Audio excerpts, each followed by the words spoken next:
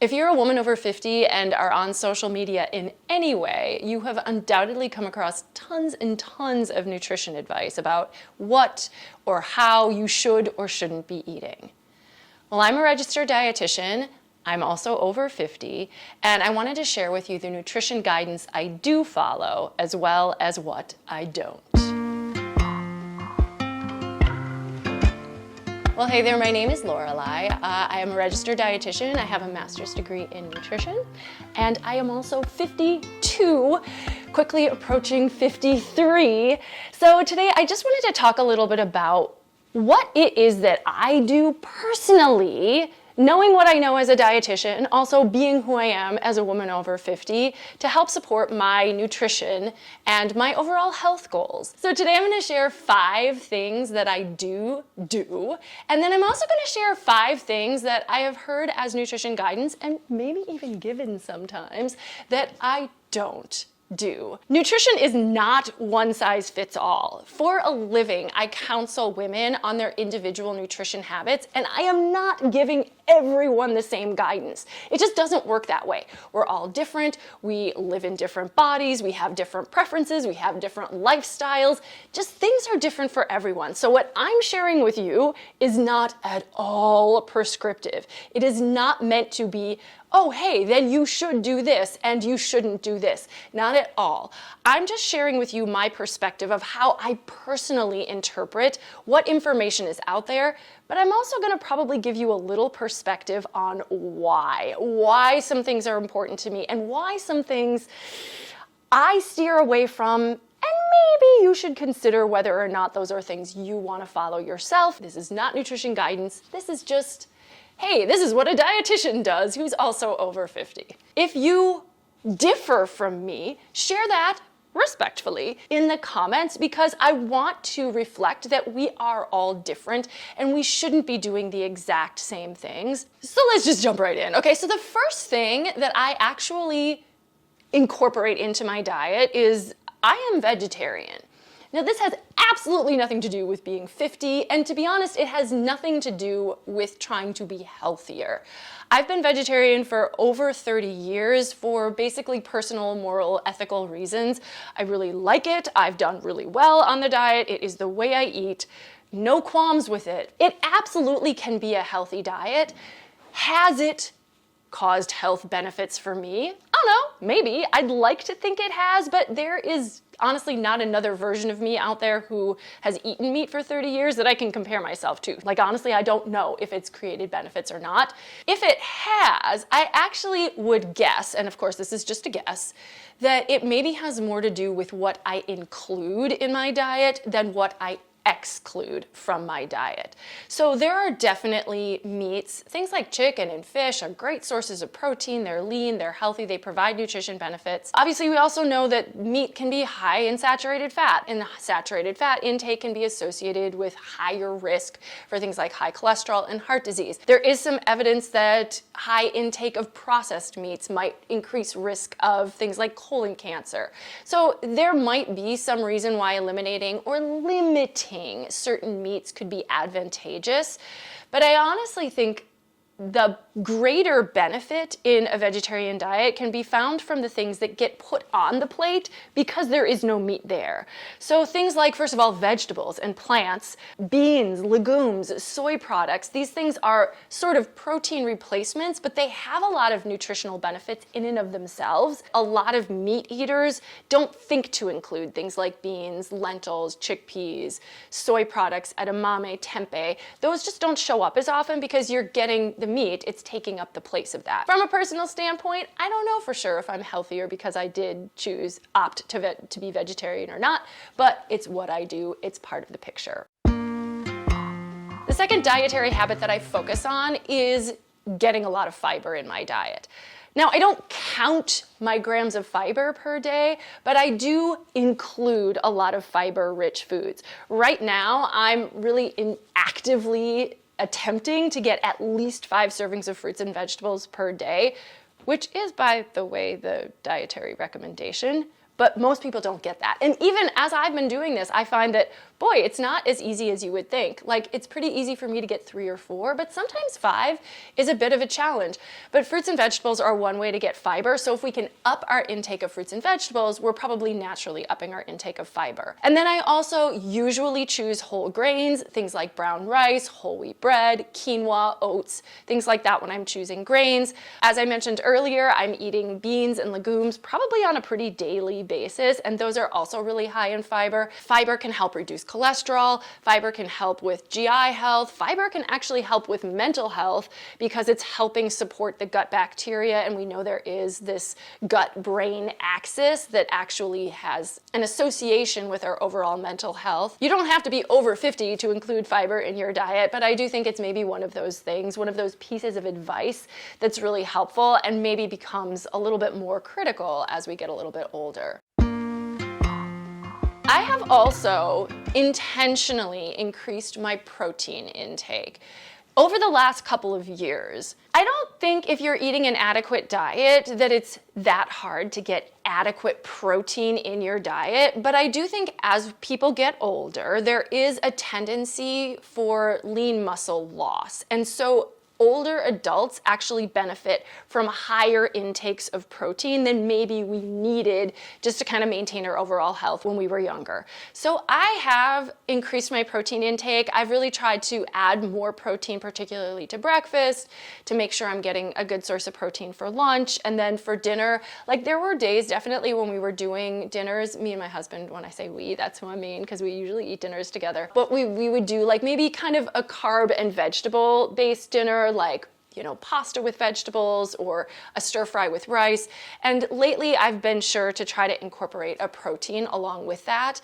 Now, as a vegetarian, I'm looking at things like beans and soy, and I will sometimes use like the fake meat products that do have some protein in them because those are some easy ways to get additional protein into the diet. So I try to include plant-based proteins, but I also am happy to incorporate things like plain Greek yogurt or cottage cheese, sometimes cheese. I also eat eggs. So I'm vegetarian, I am not vegan. I do include dairy products as well. Have I seen any dramatic differences for increasing my protein intake? Not necessarily, although I will say my meals are probably a little more satisfying. Particularly, I notice at breakfast, if I'm trying to get like somewhere in the 20 to 30 grams of protein range, I'm much less likely to kind of be grazing and snacking between breakfast and lunch. So I think it just makes my meals more hearty, satisfying, and so I actually enjoy it, and I've found some really great ways to get more protein for breakfast and then try to carry that throughout the day so I'm getting enough from my meals and snacks. Supplements. I do take some supplements. Now, I don't take a multivitamin because I'm kind of the belief that if you're eating plenty of fruits and vegetables, whole grains, and getting a good variety of foods throughout your diet, that we can get most of our vitamins and minerals through our food. But I do take vitamin D because that's pretty hard to get through food, and we can get it when our skin is exposed to sun, like our bodies will make it, but that's not all that common these days. And I also had my blood checked. At one point, my vitamin D was a little low. I think the last time it was checked, it was not like low, like deficient low, but it was on the lower end. So I do continue to supplement with vitamin D most days, unless I forget, because that happens sometimes. I take an omega-3 supplement, though I don't take this one every single day. Part of the reason I take omega-3 is because as a vegetarian, I'm not eating fish, which is a great source of omega-3 fats. I do sometimes eat things like flax seeds or chia seeds. So honestly, on the days that I know I'm like having chia pudding or I'm putting some ground flaxseed into a smoothie or something like that, then I might skip the supplement that day because I know I'm probably meeting my needs through food. But on the days where I don't have an intentional source of omega-3 in my diet, I will take an omega-3 capsule, and I use a vegan one. And this one is still, I'm sort of still on the fence whether I would recommend this or not, but the last one that I've started taking is creatine. Part of the reason I started taking it is because there is a fair amount of evidence that it can have benefits for women over 50 who are also eating sufficient protein and doing resistance training in order to help maintain lean muscle mass. So I am, like I said, I have upped my protein, and I do resistance train. I do get some exercise. So creatine is sort of to support that. Plus, as a vegetarian, creatine is found in foods, like it is a food source, which is why I'm talking about this today, because it is a nutrition supplement. But it's mostly found in things like meat and fish, and as a vegetarian, I am not eating those, so I have probably very little creatine naturally in my diet. I have not noticed any results from it, but to be fair, I haven't been doing it for very long and I haven't been doing it very consistently. So I will probably do another video on that at some point, and I think it would be more helpful to get my anecdotal opinion if I were more consistent in taking it. Just sharing what I am trying right now, because I think there is some evidence that there can be some benefits to doing so. Finally, this is the fifth thing that I do that is a dietary recommendation that I tend to follow, and that is that I would consider myself to be an intuitive eater. I'm probably pretty flexible about it, right? So I do, incorporate some nutrition information. I do incorporate a lot of meal planning and intentionality with my intuitive eating. But as opposed to like following a meal plan or having like a rigid structure, I do try to listen to my body, tune into when I'm hungry, tune into like what I'm in the mood for, and just like pay attention to what I'm eating to the best of my ability. I'm not gonna go way deep into what intuitive eating is here, but just to kind of clarify, intuitive eating is something more than just thinking about, well, when I'm hungry, I eat, when I'm full, I stop. There is a lot more to it than that. And I think I also wanna distinguish it from, let's call it impulsive eating, which is where every time you think of a food or every time you want a food or every time you run across a food, you impulsively, instinctively grab that food and eat it. That's not intuition, that is impulse. So I think intuitive eating can also include education and experience about what feels good for you to eat, what you enjoy, what you like. And so I think it really just allows you to eat in a way that feels good to you overall, that makes you feel your best. So I probably don't follow the rules perfectly, but I think this is the thing. The idea of intuitive eating is that it doesn't actually have rules. It's more just about a personalized approach to eating that makes you feel good and helps with your relationship with food. I will add this. I feel like my relationship with food now at 52 is better than it has been for decades. I will attribute part of this to the fact that I did spend a couple of years working with people who had eating disorders. And so I think I was really exposed to a lot of the ideology of what people were trying to take on as they recovered from eating disorders. But I think part of that was also that I saw how tough it was on people who really just struggled for years and years and even decades with food, with eating, with body image, with restriction and rules. And I just was like, I don't need to do that anymore. So I really let go of a lot of food rules, of a lot of guilt, of a lot of feelings of shame about the way I ate, and just sort of have embraced enjoying food and eating overall. Yeah, I do follow some basic nutrition guidelines, but I am not strict about anything that I do, and I feel so much more at peace with my food and eating now than I ever did before in my life. So, hooray. So this kind of leads me up into the things that I don't do as a woman over 50. The first one is intermittent fasting. And I'm gonna give it a little caveat in just a moment, but here's the thing. I know that intermittent fasting is a big recommendation that shows up online all over the place where you're restricting the time window in which you are eating. Now this works for some people, and so if it is working for you, please go and do your thing. So here's the caveat, first of all. I actually probably do some version of intermittent fasting in that I probably do go about 12 hours overnight without eating. I do tend to eat between the hours of 8 a.m. and 8 p.m. That's sort of just what feels really comfortable and natural to me. Like I get up, I don't like run to work to an early job, so I don't have to eat early.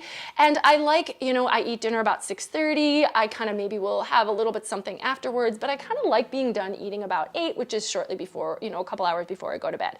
So that feels comfortable for me, but it's not a restrictive window in my experience. So the one that I think more people are recommended to do is more like the 16-8. Is that math right? Yeah, 16-8, where you're only eating for 8 hours of the day and you're not eating for 16. I'm gonna talk about clients that I encounter when I am working with them. Oftentimes they feel like compelled, like they're supposed to, like they're meant to, like they're mandated to eat in only a specific time window or they will be unhealthy. And I think it is just much more personal than that, right? So if you don't like eating in the morning, okay, but you probably are still gonna need to get 3 meals throughout the day in order to have enough protein and fiber distributed throughout the day so your body can make use of it. So fine, if you like that shorter window, okay. But what I see more often is that either people are really hungry and they feel like they're not supposed to eat, so they override that hunger signal, or people are just too busy to get breakfast in the morning, so they justify it by saying, oh, well, I'm intermittent fasting. But their bodies actually probably do need energy early in the day if they're going to work. Sometimes they'll still get their coffee. Okay, I get it. But so I really do think it has to be personalized. If you are skipping breakfast in the name of intermittent fasting, but you actually are hungry, or really the reason is that you're just too busy to get breakfast, it may not actually be ideal for your body. And often I'll see that people who skip eating early in the day tend to overdo it later in the day because they just haven't met their energy needs throughout the day appropriately. So again, go forth and do you if it is working for you. It is not something that I do personally, and I am happy with my current eating schedule. I have no desire to force myself to not eat in the morning when I know I'm hungry and my body enjoys getting some energy then. The other thing I don't do, and you will not be surprised by this based on my earlier responses, is that I do not follow the ketogenic diet or any sort of low-carb diet. Now, obviously, part of this is because as a vegetarian, it would be much harder to follow that diet. Not to say it couldn't be done, but boy, would that be restrictive. As I've said, I am relatively an intuitive eater, and I'm gonna also acknowledge that I have had my difficulties with my relationship with food in the past, and the ketogenic diet is very restrictive.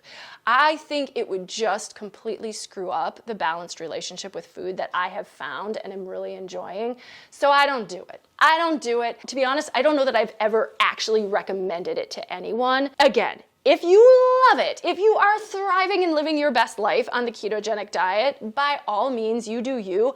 I would never tell somebody not to do something or to stop doing something that really feels awesome to them. But I think there are a lot of downsides to the restrictive nature of it. Plus, I mean, when you're eating a lot of fat and very little carbohydrate, you're probably going to be low in fiber, which can increase risk for things like high cholesterol. It can increase things like constipation because there's nothing to move stuff through your colon. So there are some downsides to it. And so I think if it's something you're considering, you got to kind of really look into it. And I'm just going to say, although yes, some people do experience weight loss on the ketogenic diet, and I think that's why most people these days are doing it. The reason is because it is so restrictive. So it also means it's probably often not sustainable. So if you lose weight on something restrictive and unsustainable, you often gain weight back after you stop doing that thing because you couldn't do it for forever. And that isn't really going to make us feel our best in the long run. So I just want to let you know that like the ketogenic diet is not the only way to be healthy, and I honestly don't think it is the best way to be healthy. From personal experience, but anecdotally as well from my other patients, I think most of them, if they are going really, really low carb, start feeling better when they mindfully and intentionally reintroduce carbohydrate into their diet, particularly if they're able to reintroduce high fiber, nutrient-dense carbohydrates. So there you go. That's where I'm coming from. I also do not keep sugar out of my diet. Oh my gosh, heaven forbid. Yeah, I do enjoy sweet treats. There are times when I think I probably could cut back on some of my sugar intake, but right now I'm actually pretty okay.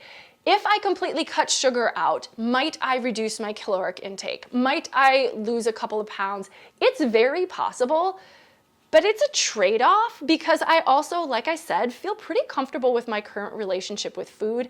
I eat a lot of nutrient-dense foods at my meals. So if I have a piece of candy or a piece of chocolate or something here or there, if I grab a cookie at some point because it sounds like it would taste really good to me, that keeps me connected to overall what my body is asking for, and just sort of gives me peace and joy. And I'm really okay with that right now. We want to have nutrient-dense foods that maybe are going to prevent us from eating tons and tons of sugar to get our energy needs met, which can sometimes happen if we try to undereat and then our bodies are like craving sugar. I don't tend to have like high sugar cravings anymore, but I do like sweets. So I continue to enjoy them, and I don't feel guilty about it. Sorry, I just don't. That's the way it is.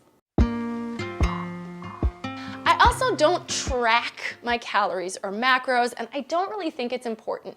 Now, that said, I'm a dietitian, so I kind of already know, like I can look at my plate and tell what's on my plate just by looking at it. I kind of have a pretty good understanding of portion sizes, so I don't officially track anything, but I am pretty aware of about what I'm eating on a regular day. So if you've never tracked before and you have no idea what your food contains, it could be helpful to track for a period of time to get yourself familiar, but I don't think it's something that you should have to do all the time and forever. So I don't do it, and I'm just as happy not to.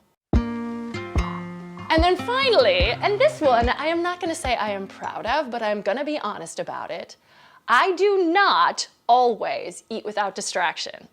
This is a piece of nutrition advice I often give people, especially if they find themselves overeating or if they're worried about binge eating. They'll sit in front of their TV or their phone and overeat. So I say, hey, let's try to eat without the distraction so you can be mindful, so you can notice your food, so you can notice your body's hunger and fullness cues. Yeah, I don't do that. Not all the time anyway. I actually love sitting down with my dinner in front of the TV.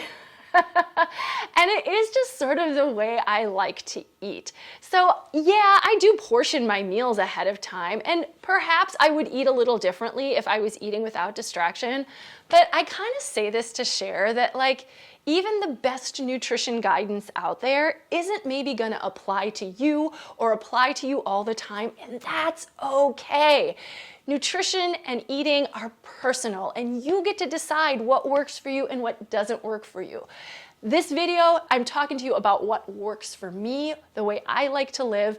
I do have some knowledge, but I also have my own personal life experience that I'm drawing on to help me make decisions. So you do you as well. And honestly, if you do find that you have a really hard time making decisions or sorting through all of the information that's out there about what you should or shouldn't do, find yourself a dietitian who can help you figure these things out.